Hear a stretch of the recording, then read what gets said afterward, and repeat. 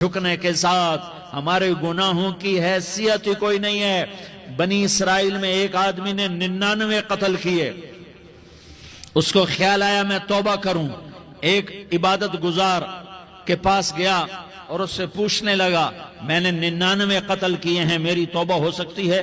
اس نے کہا ہرگز نہیں، تو بڑا ظالم ہے، تیری کوئی توبہ نہیں۔ اس کو غصہ چڑھا، اس نے اسے بھی قتل کر دیا، 100 کر دیے۔ پھر اس کو خیال آیا میں توبہ کروں، تو وہ ایک عالم کے پاس گیا اور اس سے پوچھنے لگا میں نے 100 قتل کیے ہیں، کیا میری توبہ ہو سکتی ہے؟ کہ بیٹا کیوں نہیں ہو سکتی توبہ؟ آئے ہائے ہائے ہائے ہائے، میرا رب ایک مثال دیتا ہے، کہتا میرا بندہ تو اتنے گناہ کر کہ زمین کو بھر دے، اس خلا کو بھر دے، چاند تاروں ستاروں کو بھر دے، اتنے گناہ کر کہ آسمان کی چھت کو لگا دے، زمین سے اٹھا اور آسمان کی چھت کو لگا دے، اتنے گناہ کرنے کے بعد صرف ایک دفعہ کہہ دے یا اللہ معافی دے دے تو میں سارے ہی معاف کروں گا، سارے معاف کروں گا، ولا ابالی، اور مجھے کوئی پرواہ نہیں ہوگی۔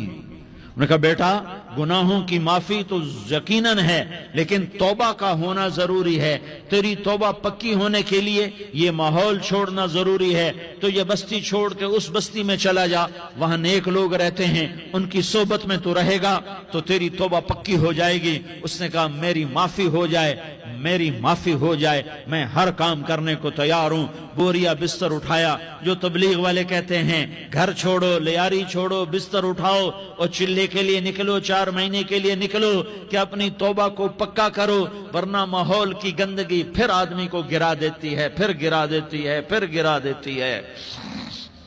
وہ نکلا، راستے میں موت آئی، جب موت نے جھٹکا دیا تو اس نے چھلانگ لگائی اس نیک لوگوں کی بس کی طرف، وہ ایسے گرا، اس کے ہاتھ اس کے آگے اور پورا جسم ایسے آگے پھیلا ہوا۔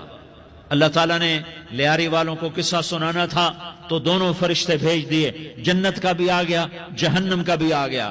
جہنم والے کہنے لگے مجرم ہے ہتھ کڑی لگاؤ، جنت والے کہنے لگے مہمان ہے سہرے پہناؤ۔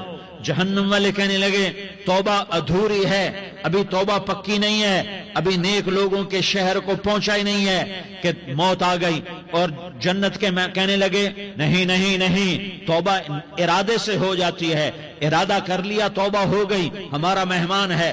اللہ نے تیسرا فرشتہ بھیجا، جاؤ فیصلہ کرو۔ کیا فیصلہ کرو؟ وہ یہاں مرا پڑا ہے، یہ اس کی بستی ہے، یہ نیک لوگوں کی بستی ہے، وہ یہاں مرا پڑا تھا۔